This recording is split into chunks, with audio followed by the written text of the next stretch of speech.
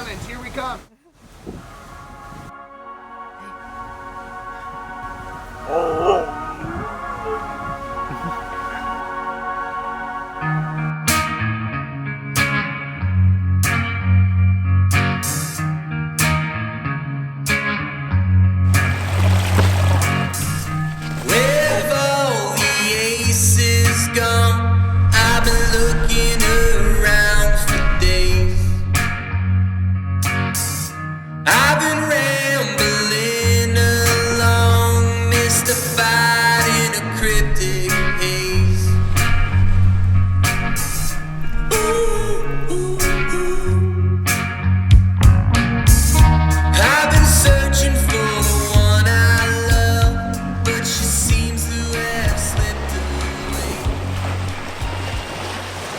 Good morning from Sooke.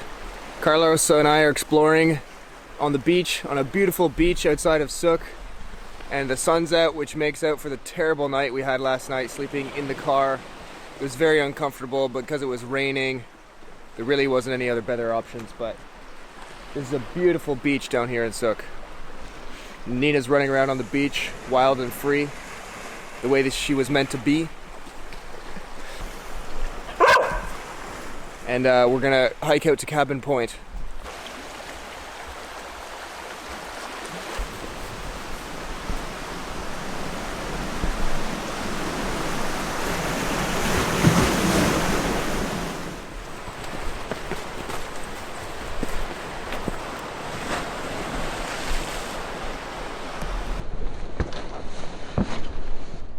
This way, Nina.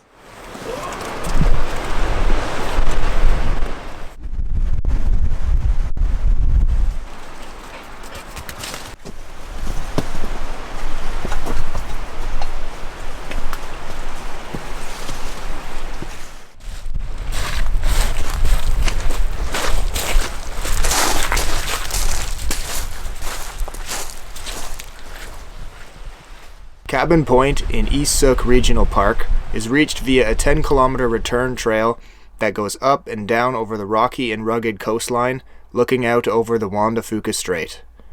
Along the way, we saw petroglyphs, bald eagles, and seals playing in the water. We arrived at the old trap shack just as a storm blew in.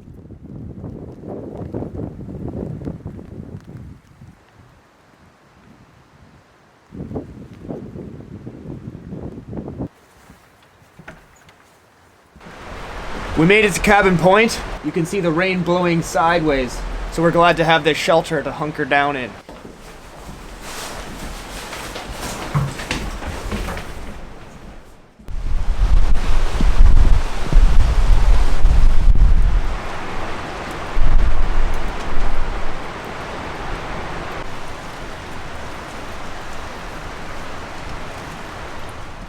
Cabins along the coast were built for the men who worked the fish traps about 100 years ago. It would have been tough work and rustic living, but I can see the beauty of living right next to the sea.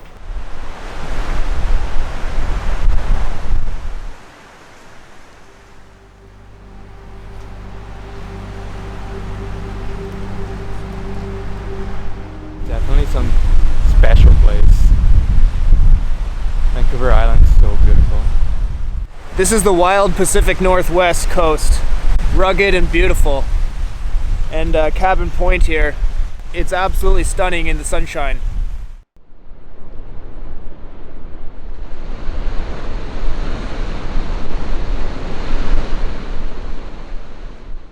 We're now at the trailhead for Mount Quimper, and the plan is to hike up there and spend the night. We brought our sleeping bags, we brought some food, some coffee, and hopefully there's some clear skies to see the view.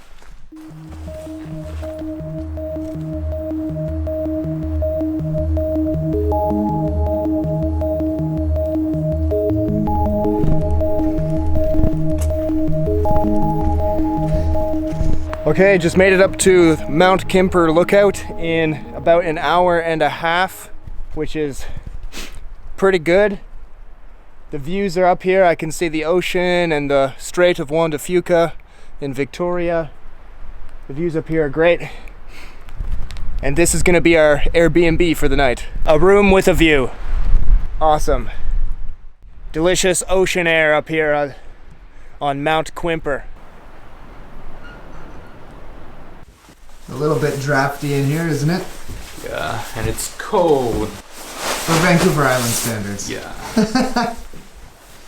So it was a good idea to bring the tent to the fire lookout because now we've got it set up inside. It cuts down on the wind, which actually blows right through the gaps in the windows. And you can hear the gusts rattling the roof and the wires outside, so it's pretty windy out there tonight. It's my first fire lookout, so so far the experience has been great. I'm just waiting for a good sunrise tomorrow. Yeah. It's gonna be amazing. Hopefully. If not, we will see nothing but clouds.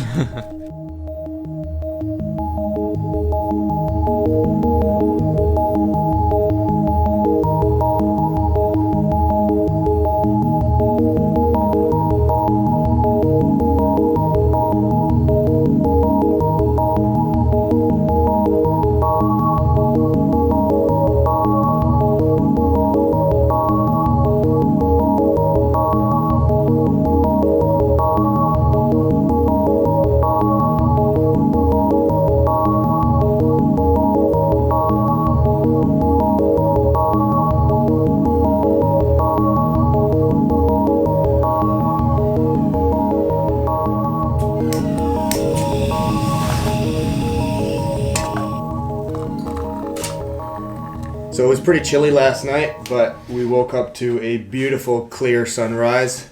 This coffee is tasting great with an amazing view.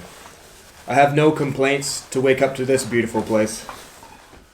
From here you can see Olympic Peninsula and Mount Olympus, which is about 70 kilometers away in a straight line. And it looks great with some low clouds.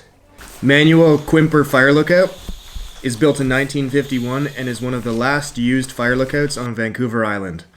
There's a few remaining and it's one of them.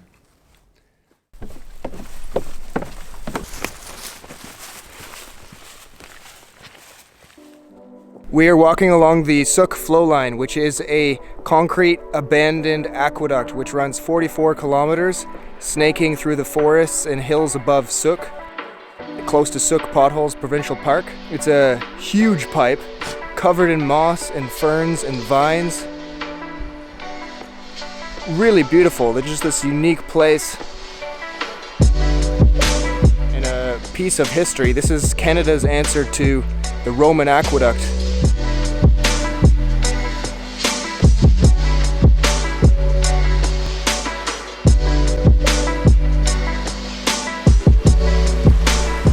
Construction started in 1913 and took 2 years to finish.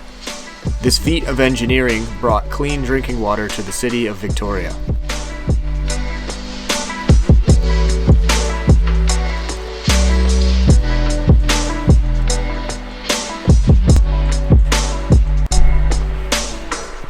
Growing water demand in Victoria, seismic stability concerns, and the constant need for repair from things like trees falling on it led to the pipeline being decommissioned.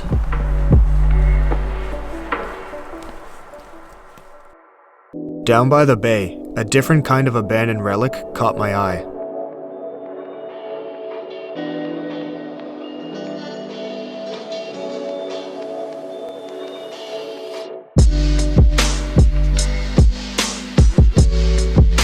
Behind me is the HMCS Cowichan, launched in 1957 as a minesweeper and in service until 1997, 40 years later. The ship was sold to be converted into a private yacht, but it looks like it has a story to tell. At 152 feet long and a top speed of 30 kilometers an hour, it was armed with one 40mm gun on deck. The paint is peeling away and you can even see the bare wood in behind the paint here. It's just been scraped off. It's funny, I didn't even know this boat was wood construction. It looked like it was steel or something. And moss and lichen are growing on it. Graffiti is defacing it. It's just a rusting hulk. There are also 3 boats sunken here in the water next to it, and they are 3 of more than 1,000 that are abandoned and broken boats left along the coast of British Columbia, which has turned out to be a real problem when it comes to cleanup. Until the Wrecked, Abandoned, or Hazardous Vessels Act was passed in 2019, it was legal to abandon boats. Imagine if the owner can't be found and no one comes forward. Who will remove them? What is the future for HMCS Cowichan?